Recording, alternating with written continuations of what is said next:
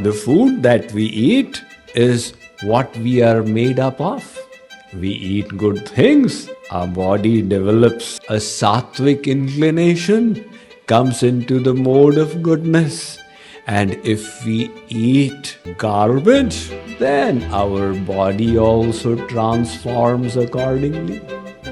What we are eating, that is what our body is made of. That is common sense.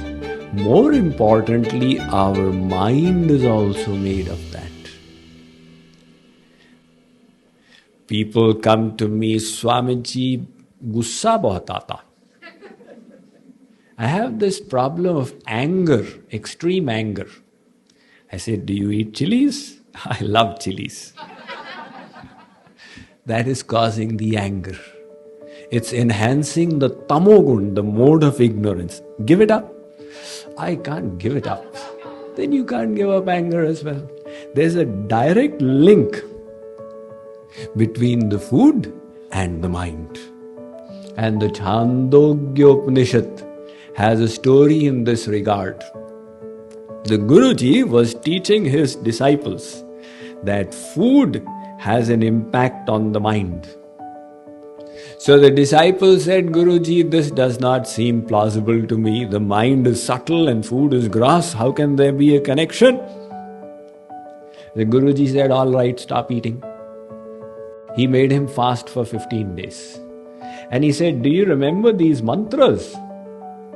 So the disciple had forgotten all the mantras. He said, all right, now eat. He made him eat and he started remembering the mantras. He said, see, there is a link between the two. That is why the Vedas and the Bhagavad Gita repeatedly tell us it is important to understand the science of proper and healthy eating. Foods can in general be classified in the three modes: Sattvagun, Rajogun, Tamogun. Mode of goodness, mode of passion, and mode of ignorance. What are foods in the mode of goodness? These are the natural foods created by God for us humans. The grain, the dals, lentils, pulses and beans, the fruits, the vegetables, and all the products of the cow, all this is Sattvic diet.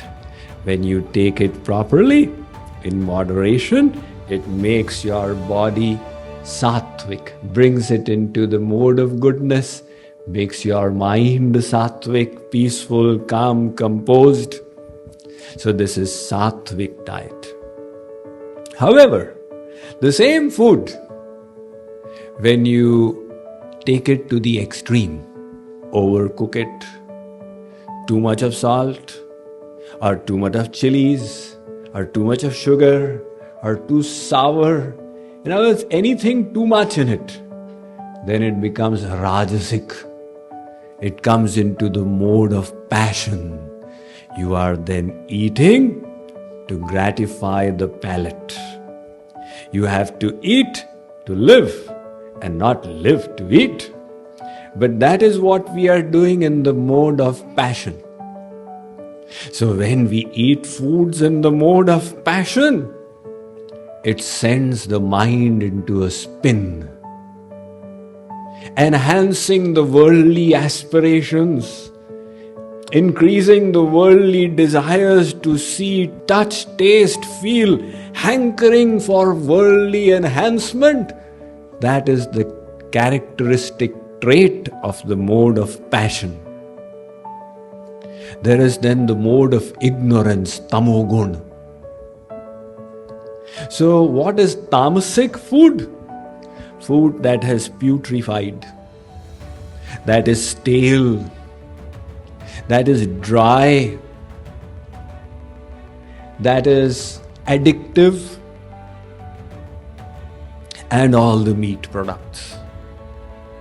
So all these meat products and eggs and fish, they are all included in the category of tamogun, foods in the mode of ignorance.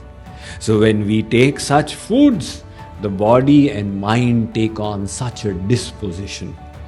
The nature of the mode of ignorance, tamogun, is it increases the tendency to violence, increases the anger, laziness, addiction, sleep. These are the traits, and increases in general the darkness of the soul. So, of course, the Vedic scriptures repeatedly say that don't take meat products. But throughout the world, in all religious tradition, we find that many noble souls, saints, thinkers, although born in meat-eating families, they naturally gravitated towards vegetarianism. Whether it was in America, in England, etc., great thinkers, they naturally felt that, this is not in consonance, this diet, with my thoughts, so I'd rather take a vegetarian diet. That is why George Bernard Shaw had said, he was a vegetarian, he said, don't make your stomach the graveyard for animals. However, if we logic it out, God has designed this body for vegetarianism. See, the carnivorous animals, they have very short intestines because meat putrefies very rapidly. So if it remains for long, it will putrefy and then it will cause disease. So it has to be expelled quickly. That is why the intestines of non-vegetarian animals are very small, 3 times the body length. And the human intestines are 10 to 12 times the body length, the small intestines. So the food is going to remain in for so long that meat will putrefy. So medical statistics reveal that meat eaters have twice the risk of cancer compared to non-meat eaters. That's against the bodily design. And all this holy cow disease that spread, they were feeding beef to the cows. Now they're going against the design of God, and that was the cause. And apart from that, these carnivorous animals have sets of teeth. Planned accordingly, they've got a whole set out here of canines for biting and tearing that flesh. God has given us molars out here. He's not given canines all the way through. And then apart from that, these carnivorous animals have a higher level of acid in the stomach to digest that meat. Not we humans. It's not to that extent. And a very interesting characteristic you will notice is that all these meat-eating animals, when they drink water, they lap the water. And they regulate body temperature not by sweating, but through the tongue. And we humans, we don't regulate body temperature through the tongue, but through the pores. And we don't lap water, we suck the water. So all this is indicative that God designed this human body for vegetarianism. Apart from that, if we are killing animals, then the karmic reactions, we will have to bear them. You are taking life for yourself, you will have to face the karmic reactions. Now, Sri Krishna is going beyond. And he's saying even if you kill vegetables, even then you are indulging in sin. So he says that all right, vegetarian diet is fine, but even then, there has to be a proper way of doing it. Because life exists in various forms. The plants also have life. Dr. J.C. Bose, the Calcutta scientist in the early 20th century, he revealed how the plants possess consciousness and you can enhance their growth through music. And when the gardener walks in, who loves the plants, their vibrations change. And when a hunter walks in with a gun to kill the birds, again the vibrations of the trees change. So these trees possess consciousness, they possess life, they also have souls. If you are killing them, you are still involving yourself in karma. So how to release yourself from the karma of killing these vegetables and plants? So Sri Krishna says, Arjun, those who offer their food to God and partake of the remnants, they are released from sin. While those who merely eat in the enjoying consciousness are actually eating sin.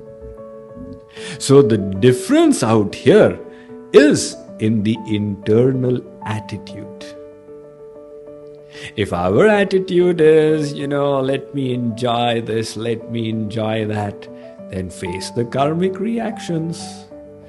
But if our attitude is, I do need to eat, otherwise this body will not function. But my goal is to use this body in the service of God and in reaching Him.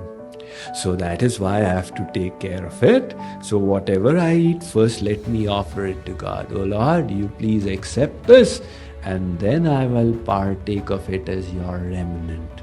So Sri Krishna says, this attitude, Arjun, will release you from sin.